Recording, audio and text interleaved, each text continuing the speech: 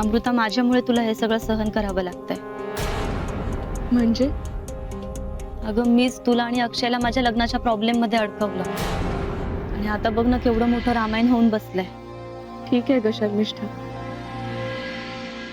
तसंही हे सगळं होणार हे गृहीत धरूनच आपण पाऊल टाकलेलं ना. अमृता अगं, पण आता ही कधी न संपणारी गोष्ट होऊन बसलीये. माईंनी तुला परत एकदा शिक्षा केली ना. वहिनीने सांगितलं मला, आणि आता काकू सुद्धा तुझ्याशी बोलत नाही.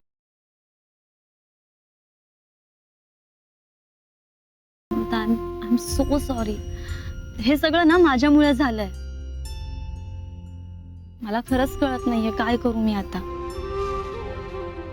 अमृता, मी माईंशी बोलू का? मी सांगते ना त्यांना, हे सगळं माझ्यामुळे झालंय. तुम्ही अमृताला शिक्षा देऊ नका. प्लीज शर्मिष्ठा, तू असं काही सांगू नकोस. अगं पण नाही, माझा मूड खूप वाईट आहे. मला जरा वेळ एकटीला राहायचंय. तू जा ना इथून प्लीज. नाही, मी थांबते इथे तुझ्या सोबत. अगं नाही, तू जा इकडून.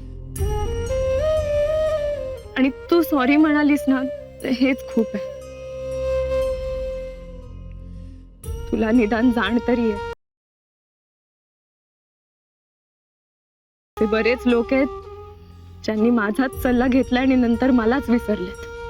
तू कोणाबद्दल बोलतेयस अमृता?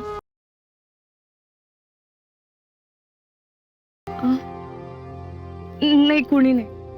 तू जा इकडून प्लीज, मला एकटीला राहू दे.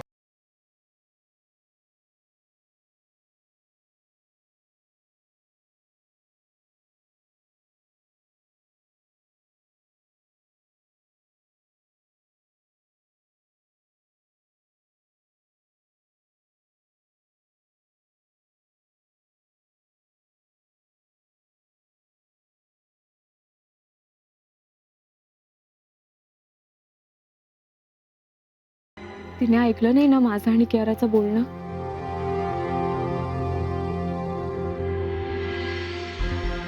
ऐकलं तर ऐकलं. आता मला कशाचीच पर्वा नाहीये. खूप सहन केलं. अति झालं आता माझ्या डोक्यावरचं ओझं. नाही मी ऐकून घेणार आता.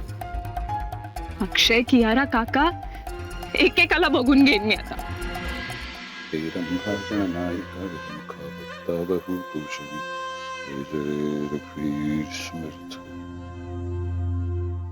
अण्णा, ते जहागीरदारांसाठी तुम्ही खडे आणले होते ना, ओळ, नीलम आणि माणिक.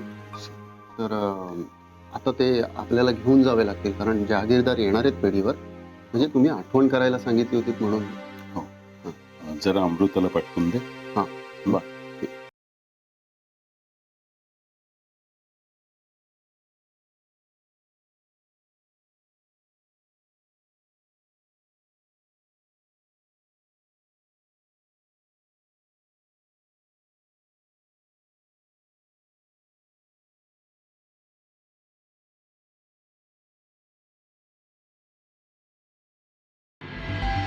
आता ते खडे काढण्यासाठी तिजोरी उघडली जाईल आणि त्यात दागिने नाही ते कळल्यावर सगळ्यांची झडती घेतली जाईल. घ्या घ्या, माझी पण घ्या. मला काहीही फरक पडत नाही. मी तर सगळा ऐवज कुंडीत ठेवलाय रात्री. तशी कुंडी शोधणं जरा अवघड झालंय, पण ते बघून घेईन. पण आत्ता ही तिजोरी उघडली जाऊन तो राडा होणं गरजेचं आहे.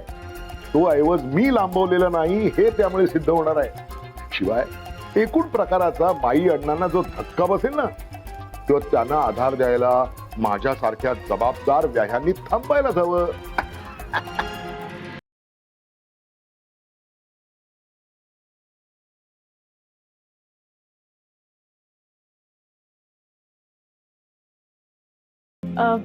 अण्णा, बोलावलं ना तुम्ही? हो, काल खडे व्यवस्थित तिजोरीत ठेवलेत ना तुम्ही?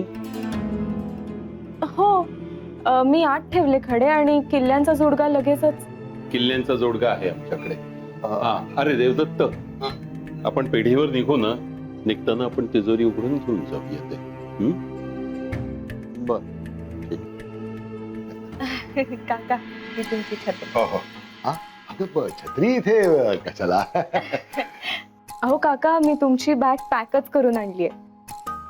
काय तुम्हाला निघायचंय ना, मग मी म्हणलं एवढी कामं असतात तुम्हाला, एक काम मी करावं. पाहिलं मनोहर पंत,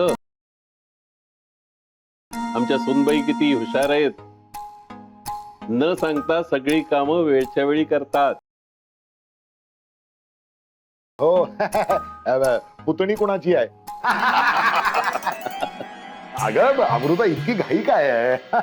हे बघ काय आहे, मला एका पत्रिकेबद्दल अण्णांशी चर्चा करायची होती. काका बोला, पण ऍक्च्युली घरून आईचा फोन आलेला. हा? तुमची पॉलिसी मॅच्युअर झालीये म्हणत होती, त्यामुळे सही तरी करायला जावंच लागणार तुम्हाला. त्यानं जायचं नसेल तर राहू दे, संध्याकाळी जातील ते. हो तेच ना. अण्णा, पण पॉलिसी मॅटर आहे ना, त्यामुळे सही करायला तर जावंच लागेल. अरे हो, मग बरोबर आहे.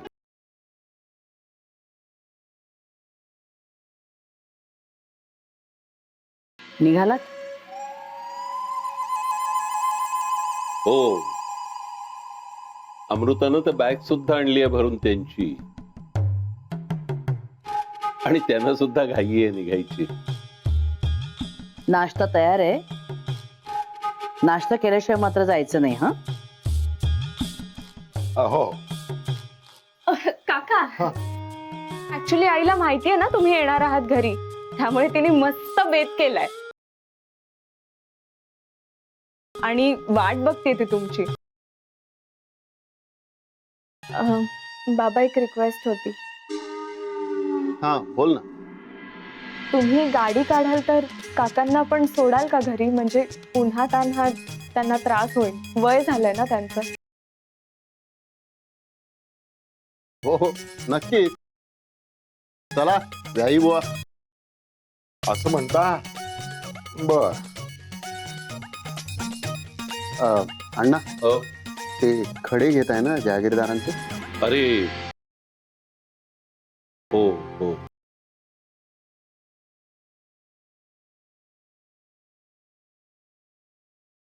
उघडा उघडा उघडा, आत्ताच तिजोरी उघडा. नाही बघा, मी नेमकं तेच विसरले. मी तुम्हाला तेच सांगायला आले होते. जहागीरदारांकडून फोन आला होता. त्यांच्या बायकोला बरं नाही म्हणून त्या आज येणार नाहीत पेढीवर खडे न्यायला. चला, म्हणजे तिजोरी उघडायची आता गरज नाहीये. हो हो. निघूया आपण. सावकाश. चल हो. देवदत्त, हो. चला मनोहर पंत, हो चला. निघूया. हो.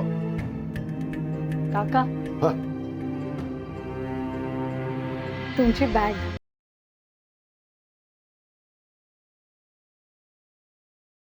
हो असू दे असू दे. आयुष्यमान भव. बरं निघतो. काय चाललंय सगळं?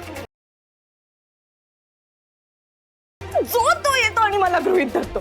सगळ्या अपेक्षा माझ्याकडून असतात. सगळ्यांना कोंडीतून बाहेर कसं पडायचं मला खरंच कळत नाहीये.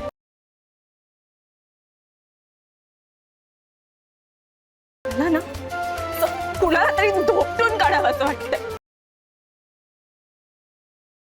याला अक्षयला, कारण सगळं त्याच्यामुळे.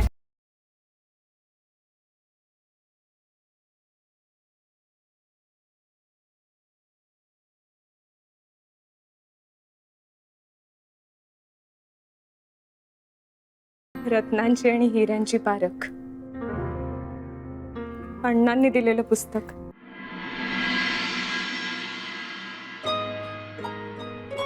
मग काय म्हणते आपली अमू? तिच्या घरच्यांनी आणि जावई बापूंनी सरबराई केली असेल ना तुमची? आणि अण्णासाहेब काय म्हणतायत? आता हे पोहे खाऊ का तुझे प्रश्न खाऊ? हे डोकं फिरलंय माझं. तर अमृताने मला तिकडे नाश्ता सुद्धा करू दिला नाही. तसंच आलोय तळतळत. वर तुझे 1000 प्रश्न. तू गप्प बस बघू, मला शांतपणे खाऊ दे. अहो पण भाऊजी, इतकं कशाने डोकं फिरलंय तुमचं? येणार नाही तर काय. आपली अमृता आहे ना तिकडे जाऊन चांगली बनेल झाले बनेल. काय म्हणताय भाऊजी, अमृता आणि बनेल? असा कसा लगेच स्वभाव बदलेल तिचा? आपली अमृता अगदी साधी आणि स्पष्ट वक्तीये, लबाडपणा नाहीच आहे तिच्या अंगात. काय सांगू नकोस, मी तिथे जाऊन प्रत्यक्ष अनुभव घेऊन आलोय. बघ तिकडे सुद्धा मनमानी चालूच आहे तिची. नसते उद्योग करून ठेवलेत. अहो, काय बोलताय तुम्ही हे? मला जरा नीट सांगता का, कसले उद्योग केलेत तिने? आपल्या नंदेचं लग्न मोडलं.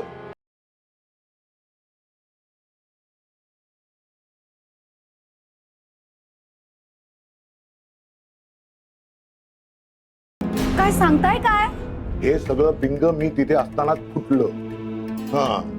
हा पण अण्णासाहेबांनी काहीतरी अमृताला पाठीशी घातलंय म्हणतात. हो का? नशीब ग बाई. पण मी म्हणतोय नसते उद्योग करायचं कशाला? नाही, बरोबर आहे भाऊजी तुमचं. चुकलंच अमृताचं. तिच्याशी बोलायलाच हवं. इथल्यासारखं नाहीये हो तिथे. तिथे कुठलीही गोष्ट करताना किमान 4 वेळा तरी विचार करायला हवा तिने. नाही, मी बोलतेच तिच्याशी. भाऊजी सावकाश, मी पाणी घेऊन आले. हा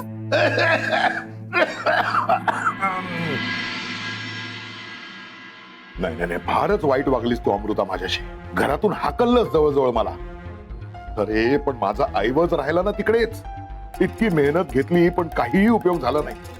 मुळात तुझं लग्न ज्या हेतूने घाडग्यांशी जुळवलं तो हेतू नाही अजून साध्य झालेला. हात हलवत परत यावं लागलं मला केवळ तुझ्यामुळे. पण लक्षात ठेव, आता तोंडापर्यंत आलेला घास मी असा जाऊ नाही देणार.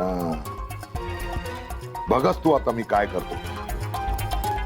तू अक्षय आणि त्या पोरीची, त्या कियाराची कहाणी सांगितली ना सगळ्यांना तर फेस येईल तुमच्या तोंडाला. पाणी आणतेच ना ग मधुरा? आण लवकर.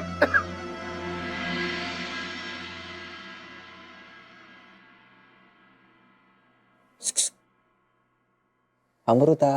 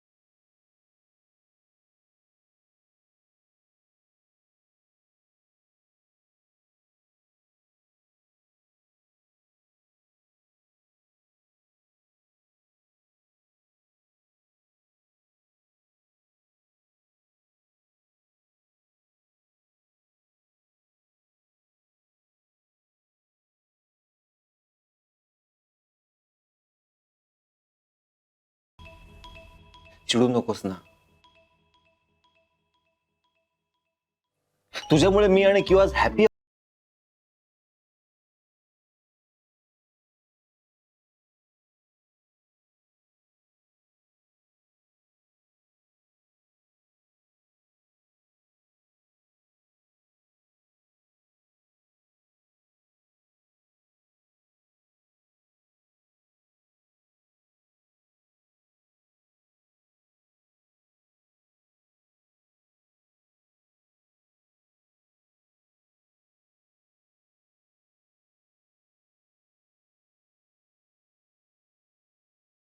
Sorry please.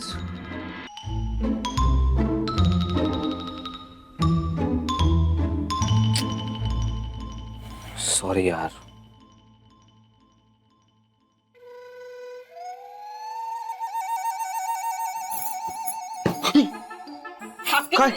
हॅपीनेस शेअर करत होता ना. अगं हे आणि काय तू हाय करून 10 मिनिटं झाली अक्षय. अगं हो काय करत होता इतका वेळ?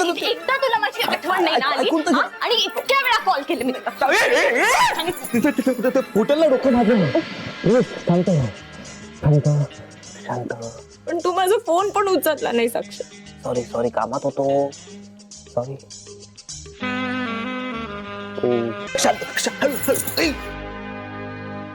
काही नकोय मला तुझं क्रेडिट.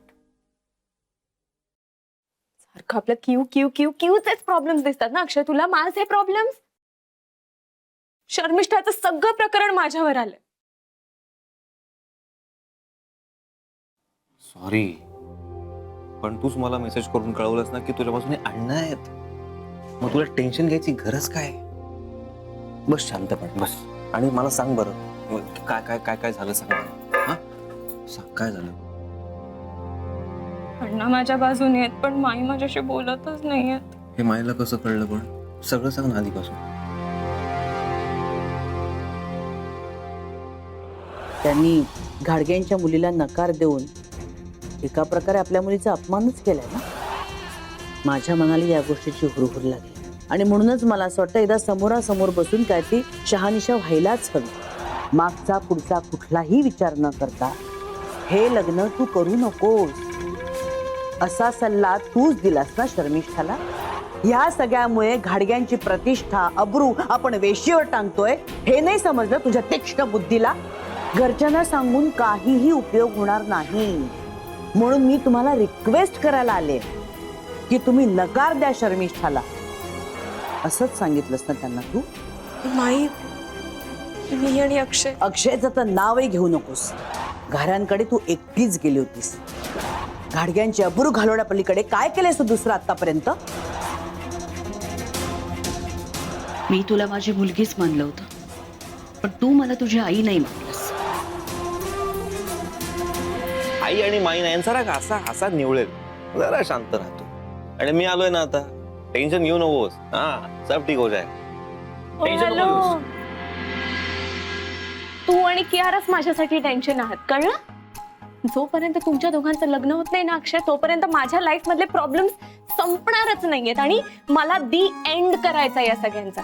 जोपर्यंत तुमचं लग्न होत नाही ना तोपर्यंत माझ्या आयुष्यात रोज नवीन एक प्रॉब्लेम येणार. आणि जर कुठला प्रॉब्लेम आला तर तुम्ही येऊन माझाच गळा पकडणार. अमृता प्लीज सॉल्व दिस म्हणून. हो ना? नाही हे खूप होत चाललंय आता. मला बास झालंय सगळं. अरे डोंट वरी यार. सगळं सॉल्व्ह होतंय ते बघ ना अमृता.